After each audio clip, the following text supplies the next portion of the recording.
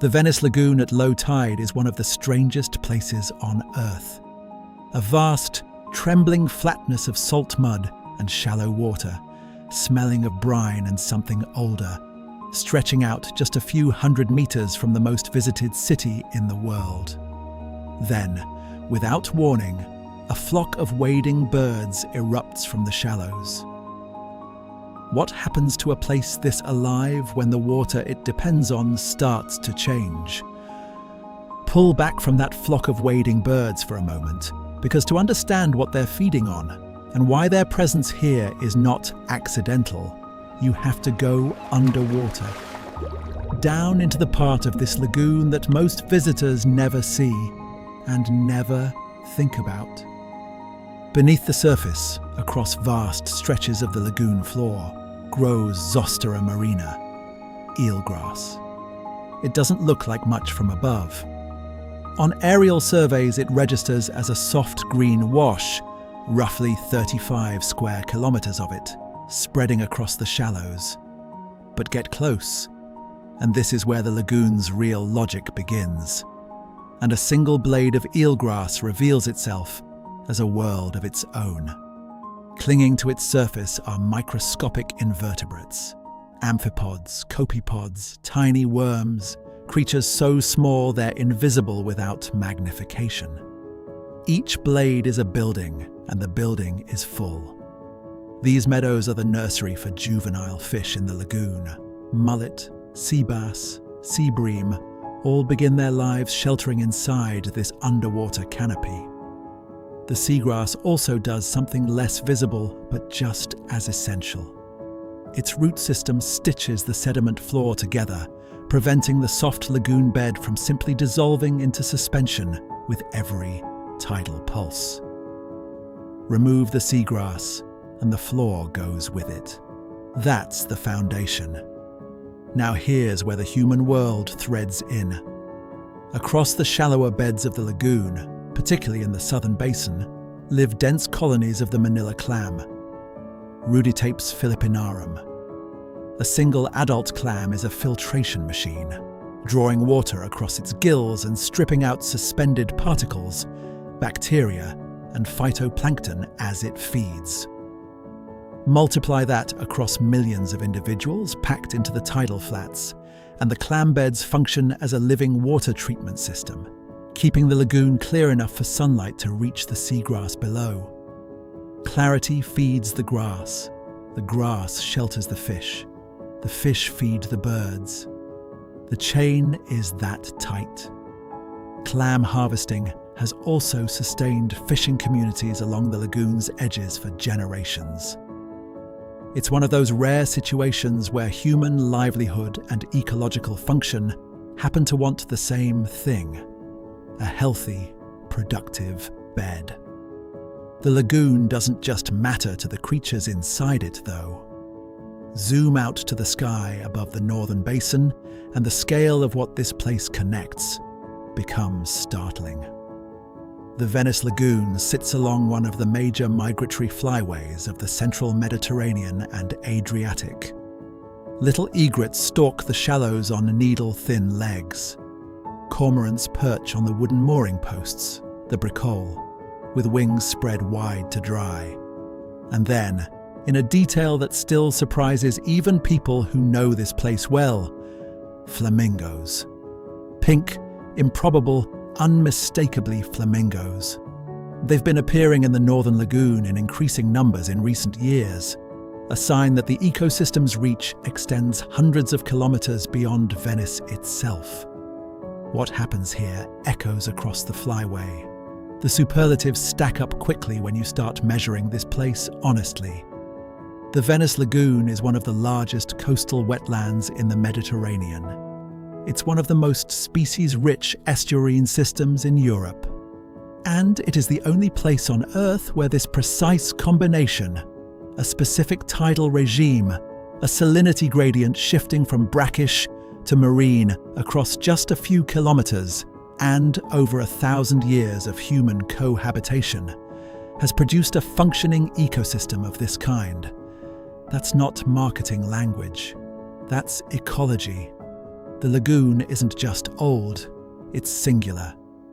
And yet, as the tide turns on a warm afternoon in the lagoon today, something is registering in the biology that doesn't yet show up in the city above the waterline. The seagrass is recording it. The clams are recording it. The birds choosing where to feed are recording it. The water itself is changing, in temperature, in chemistry, in the rhythm of its movement. And the intricate system that took a millennium to assemble is beginning, quietly, to respond. The flamingos turning up in the northern lagoon.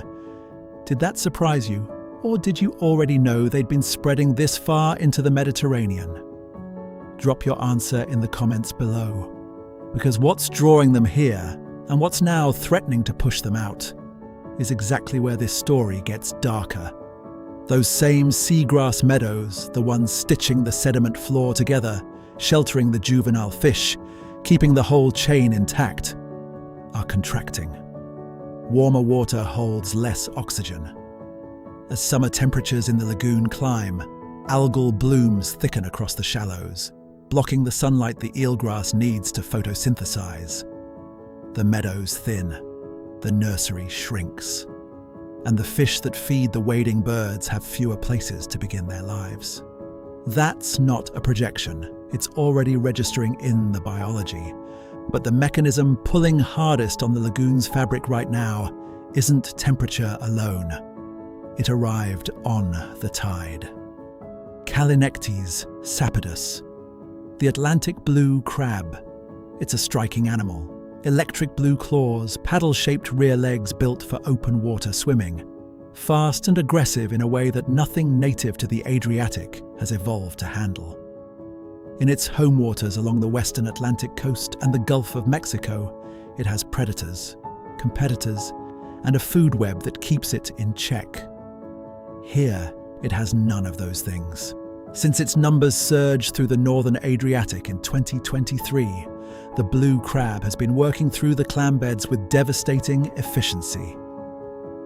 Studies monitoring clam production in lagoons near Venice recorded losses so severe that harvests fell to effectively zero during parts of 2023, with the crisis continuing into 2024. That is the filter feeding layer, the living water treatment system described earlier, being eaten out from underneath the lagoon's clarity. Remove the clams and the water clouds. Cloud the water, and the seagrass can't photosynthesize. The seagrass retreats, the sediment destabilizes, and the juvenile fish lose their shelter. One warming-enabled invader pulling a single thread, and the whole fabric begins to unravel. This is what is known as a trophic cascade. And in the Venice Lagoon, it's no longer a theoretical risk. Now pull back further, up to the scale of the city itself. The Meuse flood barriers, the vast mobile gates installed across the lagoon's 3 inlets to protect Venice from acqua alta, have been raised with increasing frequency since 2025, as higher sea levels push more extreme tidal events through the northern Adriatic. The engineering is remarkable, but every time those gates close, the lagoon becomes a sealed basin. Tidal flushing stops.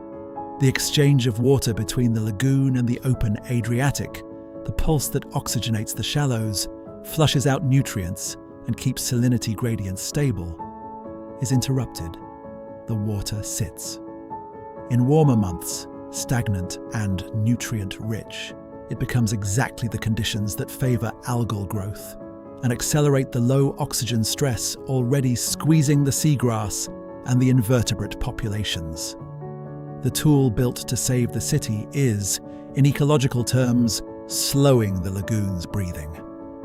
And then go smaller still, down past what the eye can see. At the base of the food web, the phytoplankton communities, the microscopic algae that everything else ultimately depends on, are quietly reorganizing. Warmer, less flushed water favors different species than the ones that built this ecosystem over centuries. The shift is subtle now, measured in laboratory samples rather than visible in the water. But food webs are built from the bottom up, and a reorganization at the base will surface, eventually, at every level above it. Which brings us back to that flock of wading birds from the opening. Still there, still working the shallows at low tide, still following the logic of a system that has functioned here for a very long time. They are not gone. The seagrass, though diminished, has not vanished. The clam beds are stressed, not extinct. The lagoon has endured floods, plagues, centuries of dredging, and the weight of a city built entirely on wooden piles driven into its mud. It is not fragile in the ordinary sense. What it has never faced before is a simultaneous shift in the temperature, chemistry, and tidal rhythm of the water it is built on. All three changing at once, in the same direction. That is the experiment now underway, and the lagoon, patient and intricate as it is running out of variables to absorb. Subscribe and watch the next one.